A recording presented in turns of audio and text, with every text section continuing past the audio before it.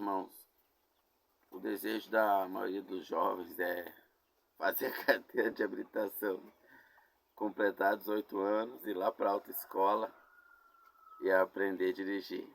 E aquele nervosismo lá, depois de muitas horas ali andando com o instrutor, chega então o tão sonhado dia da prova, né? E muitos repetem a prova simplesmente pelo excesso de nervosismo, né? O nervosismo, o medo, a ansiedade, ele tem um certo benefício. Ele traz uma certa ajuda, né? Faz você calcular bem os riscos, né? É um mecanismo de proteção. Mas, por excesso de ansiedade e medo ali, se atrapalha muitas vezes. Roda na prova, fica frustrado, triste, né? Mas no trânsito existem muitas placas de pare e ande. São as principais, né? Você tem que andar e ficar parado, andar e ficar parado. Você está aí a 100 por hora numa via que a via permite nessa velocidade, 100, 80, 110, né? São as vias mais rápidas aí, 110 carro leve, né? Talvez 120 algumas aqui no Brasil. Você está ali dentro de uma via principal ali a 80 por hora e aparece uma placa 100 metros quebra-mola. Aí você tem que reduzir a velocidade, né? Aí você passa o quebra-mola, tá uns 40 por hora, que daqui a pouco uma placa mais à frente, pare. Você tem que parar o carro e imediatamente, né? E aí pare o carro, observe se não vem nada e siga. Se nós simplesmente só irmos para frente, sem pararmos nunca, vai acabar acontecendo um acidente grave, né? Nos deixando paralítico, vegetativo, deixando outras pessoas, né? Então, precisamos parar de vez em quando, né? Agora, permanecer parado é ruim também, porque pode um carro meio desapercebido, olhando para o lado ali, para o celular e bater na nossa traseira ali. Aconteceu com uma amiga minha. Um carro, ela parou na sinaleira, o carro veio, certo, olhando para o celular, levou moto e tudo, ela voou por cima do carro, não entendeu, né? Às vezes acontece. Então, nós temos que parar e andar. Na vida cristã também é assim. Se nós não fizermos uma autoescola, ficarmos dias aos pés do professor Espírito Santo, nós tendemos a seguir em frente quando deveríamos parar. E tendemos, muitas das vezes, a ficarmos parados quando deveríamos andar, seguir para frente. E isso acarreta numa série de prejuízos, assim como no trânsito, né? Se você anda muito devagar, pode você ser multado, inclusive, né? Esse tempo eu andava aí a 30 por hora na RS 239, olhando um acidente acontecido. Eu vi o barulho da sirene. Eu não sabia, nunca sabia dessa lei aí, né? Tem velocidade mínima também, não é só máxima não. Você tem que andar acima de 40. Você não pode andar menos da metade do limite da via estadual ou federal, né? No caso lá era 80.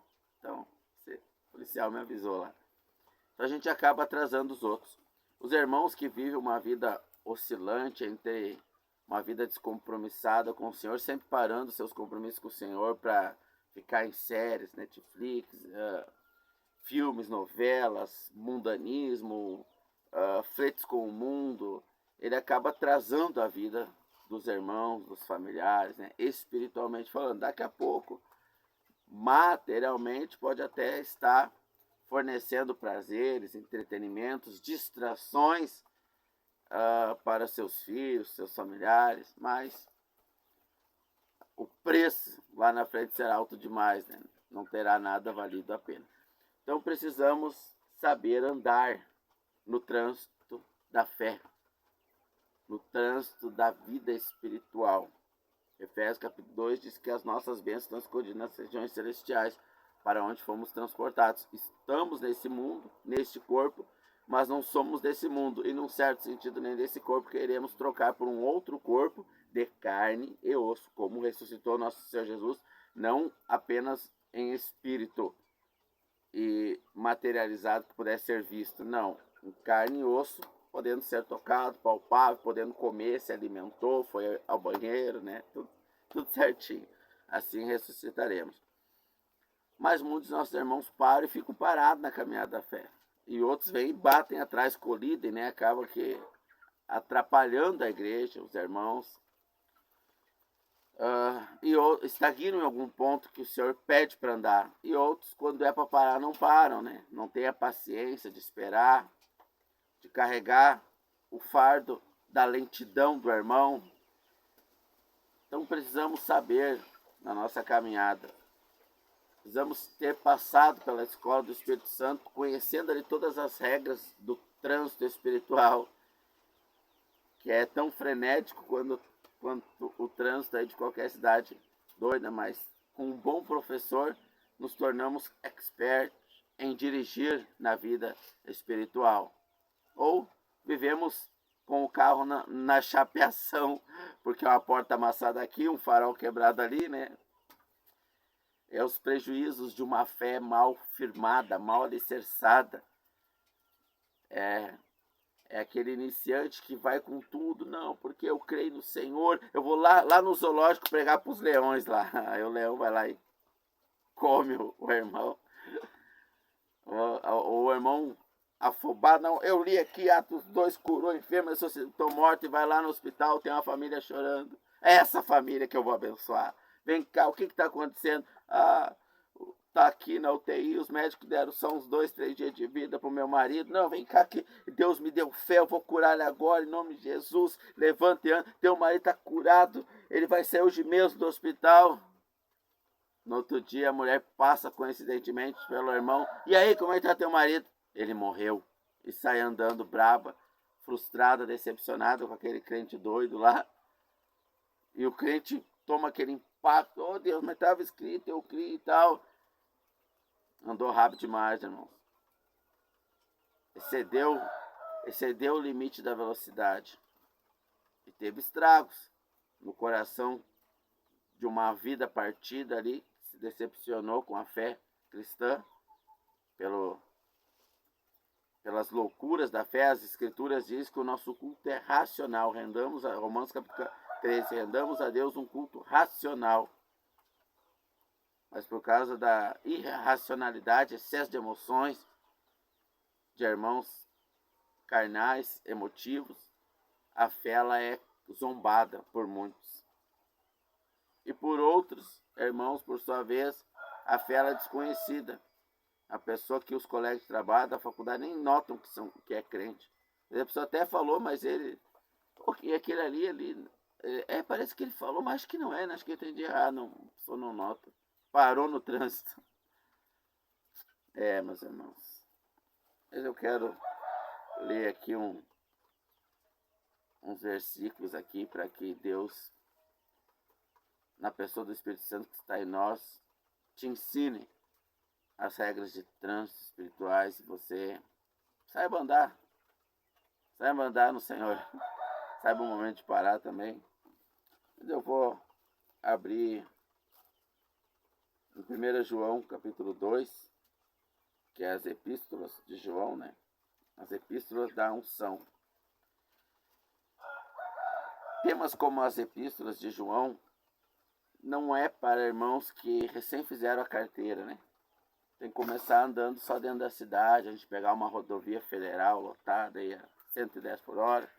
Vai devagar, vai de casa ali pro trabalho, volta, prestando atenção, trocando a marcha mais rápido ali, não tendo que diminuir a velocidade ali para poder, ou dar uma olhadinha pro câmbio ali, né? As epístolas de João, elas são um pouco mais complexas, né? Mas vamos ler 1 João.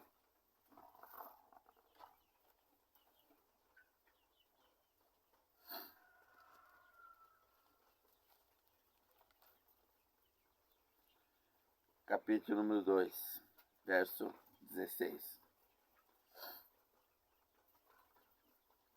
Porque tudo que é do mundo, a concupiscência da carne, a concupiscência dos olhos, a soberba da vida, não é do Pai, mas do mundo. E o mundo passa, sua concupiscência também, mas aqueles que fazem a vontade do Pai permanecem para sempre. Então, muitos irmãos, eles têm dificuldade nessa questão, porque eles pensam, se eu trabalhar, ser um médico, um empresário bem sucedido, isso é do mundo. E tudo que é do mundo não é do Pai, então Da pouco eu tenho que viver vendendo água na sinaleira, né? Afinal, os apóstolos não tiveram profissões de alta remuneração, de alto prestígio social, de bajulações, de um círculo de amigos mais paparicador, bajulador, né? Então, está dizendo aqui, João 2,16, porque tudo que é do mundo, a concupiscência da carne, a concupiscência dos olhos, a soberba da vida, não é do Pai, mas do mundo. Então, daqui a pouco, comprei um carro aí meio caro, bonito, chama atenção. Daqui a pouco você é do mundo, estou em pecado. Essas coisas vaidosas aí. Daqui a pouco eu tenho que andar de bicicleta mesmo.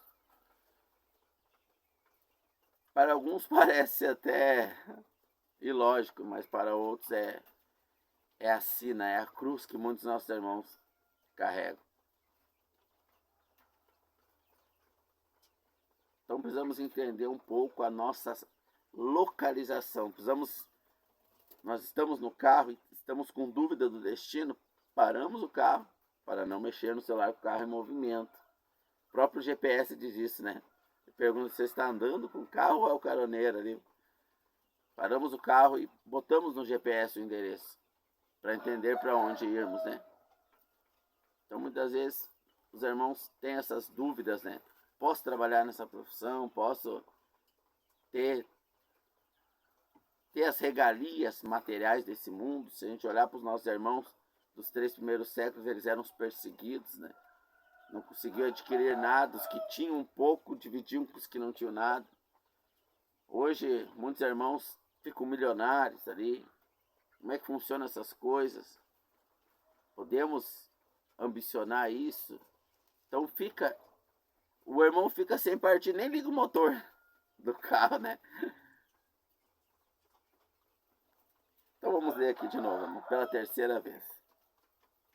Desculpa a redundância. Porque tudo que há no mundo, a concupiscência da carne, a concupiscência dos olhos e a soberba da vida, não é do Pai. Tudo que há no mundo, irmãos. O ar há no mundo. Oxigênio. Porque se eu agora vou estipular o que é, o que não é permitido por Deus, um carro há no mundo, sim, mas um cavalo também. Então eu posso andar tanto de carro quanto de cavalo. Carro é pecado, é um carro muito luxuoso, é pecado. Está no mundo, mas o cavalo também está no mundo. Então aqui o texto está dizendo assim, a concupiscência dos olhos. A única coisa que é apresentado ali são os olhos. Vamos ler de novo. Porque tudo que há no mundo, a concupiscência da carne, a concupiscência dos olhos e a soberba da vida. Então a carne e os olhos são os elementos do mundo ali. O resto é abstrato, né? Carne, o nosso corpo e os olhos. E o que é pecado é a concupiscência da carne, a concupiscência dos olhos e a soberba da vida, irmãos. Agora, se nós formos no original grego, eu estudei um pouquinho para me entender algumas palavras, né? Que no português elas ficaram reduzidas no seu sentido. Você vai no dicionário Aurélio, ali você pega a palavra, você tem uma amplitude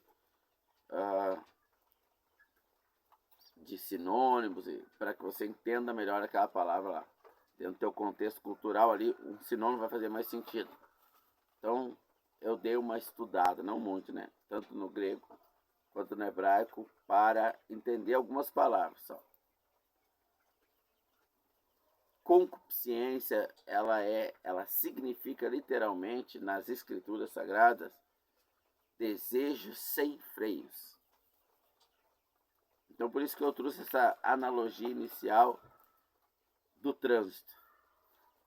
Desejos desenfreados. Essa vai ser a definição no dicionário das escrituras referente à língua falada, principalmente grego, aqui onde os apóstolos falam, mas também Paulo falou em hebraico algumas citações, né? Tem algumas citações em hebraico lá. Koiné, grego mais koiné mesmo, né? Então, concupiscência da carne, dos olhos, desejo desenfreado. A concupiscência é o desejo desenfreado. Você, meu irmão, está olhando que embaixo da axila aqui está furada a camisa, a outra manchada, você entendeu, pelo raciocínio lógico, você tem que comprar as camisas. Aí você é um irmão pobre, né? Aí você vai lá na loja, você pode comprar uma ou duas camisas.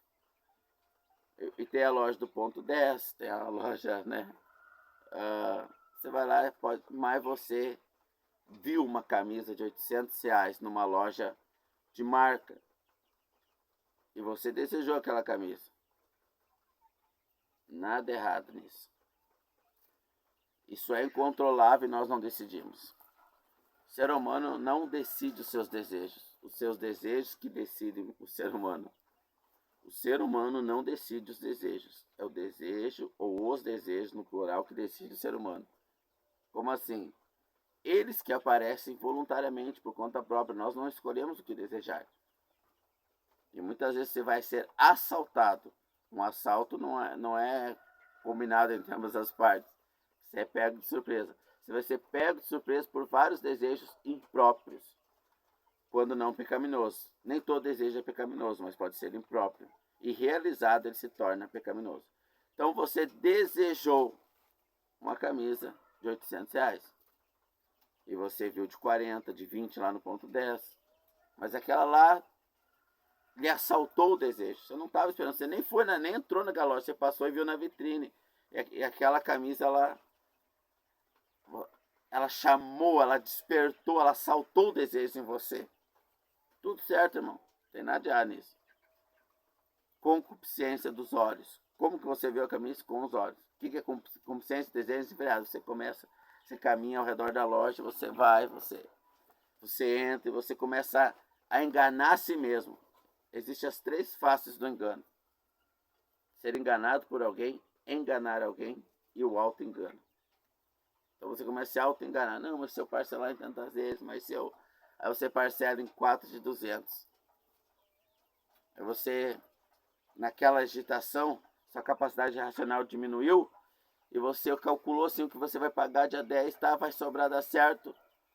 E você esqueceu de calcular a luz e a luz já estava com aviso de corte. Aí chegou no dia, ou você paga a camisa ou você paga a luz. Primeira parcela você vai ter que atrasar ou deixar cortar a luz. Você pensa, não, mas não vão cortar, vai esperar mais um dia, você paga a camisa. Aí corta a luz.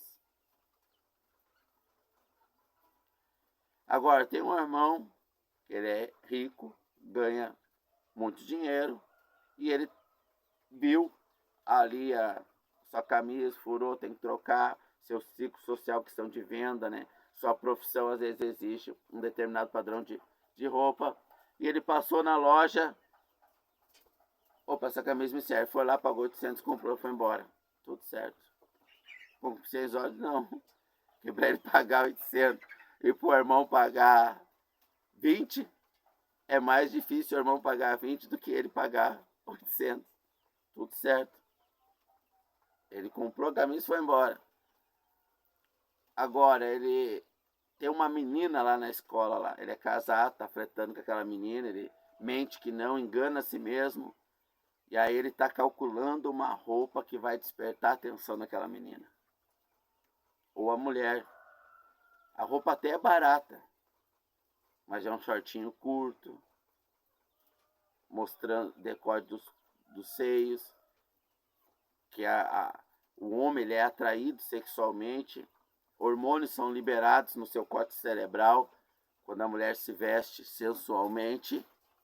Então o homem ele é assaltado por sentimentos e desejos, dependendo do seu nível de testosterona, da sua natureza bioquímica, como o Senhor Jesus Cristo vai dizer. Uns são eunucos por natureza, olham para uma mulher e para uma tábua, o desejo é o mesmo, nada, nenhum. Outros se fazem eunuco, têm os desejos, mas os castram por amor ao reino. Nunca casam, nunca se dão em casamento. E outros se casam porque não conseguem conter os seus desejos sexuais. Então a irmã começa a mentir para ela mesma. Não, não tem nada a ver, verão, todo mundo usa. Deus, ele olha o coração. Mas o irmão olha o corpo. O irmão não olha o coração, ele vê o corpo. Ah, mas o irmão não deveria ver o corpo, então ele deveria ser cego. Mas Deus deu 2 olhos para ele. Ele enxerga muito bem ainda. Por sinal, foi lá fazer os testes da carteira de motorista, caso letreira, porque ele viu tudo perfeitamente. Só que a irmã, ela tá possuída por desejos de lascívia. O espírito da pombagira, de Satanás, a possuiu. Só que jamais ela vai se olhar no espelho e dizer: eu sou uma prostituta, uma vagabunda, uma mulher do mundo. Ela jamais vai dizer isso. Então ela vai precisar enganar a si mesma. Vai precisar enganar a si mesma. Concupiscência dos olhos, desejo sem freio. Então ela vai lá, compra, mais 6 horas é hora de ir para a escola. Aí ela bota a roupa, às vezes o marido já saiu para o trabalho, não vai ver a roupa que ela vai para a escola. E ela vai lá e sensualmente, porque o colega do lado ali excita ela, causa excitação. E ela quer se sentir desejada por ele. Concupiscência dos olhos, desejo sem freio. Nós não controlamos os nossos desejos. Muitas vezes somos assaltados por desejos inimagináveis, tudo certo. Quem dera houvesse ciência espiritual da parte do nosso Deus, para que os irmãos entendessem o corpo de pecado a qual vivemos e os mantivessem mortos, ali os irmãos, nós, o corpo de Cristo, na cruz do Calvário. Muitos males seriam evitados, o nosso Senhor Jesus seria conhecido entre nós, na sociedade. Ontem eu falava com um dono de uma revenda, ele perguntando de qual igreja eu sou, eu perguntei para ele: você vê Jesus nessa igreja? Eu olhei nos olhos dele: você vê Jesus Cristo? Esse da Bíblia, esse aqui, ó, você lê a vida do Senhor Jesus Cristo.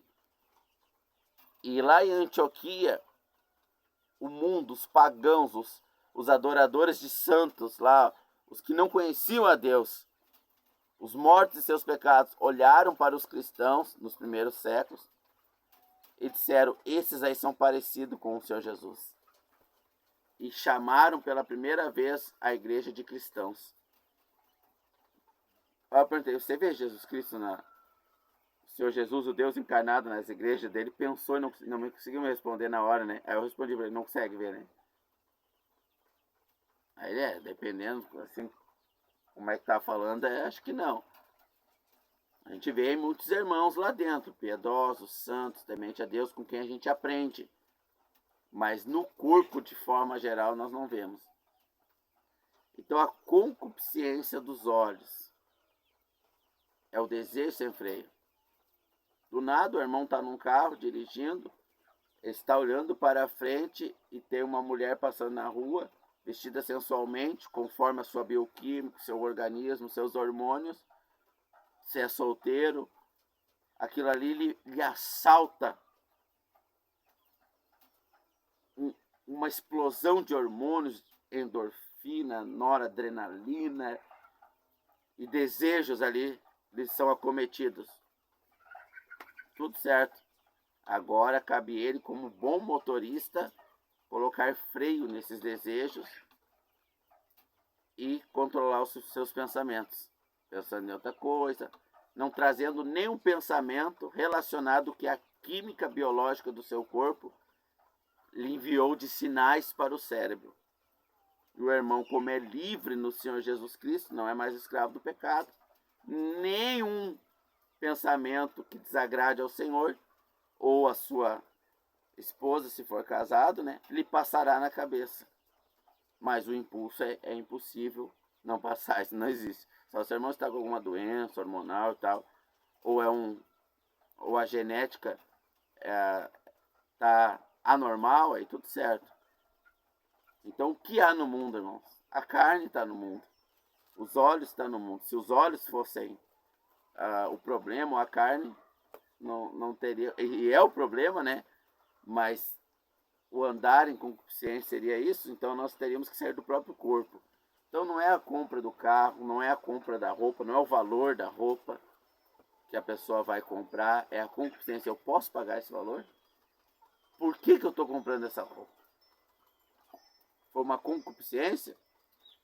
Muitas das vezes para um irmão é mais fácil ele comprar uma roupa cara. Até mais espiritual. Vai lhe dar mais tempo, vai lhe dar para o Senhor, etc.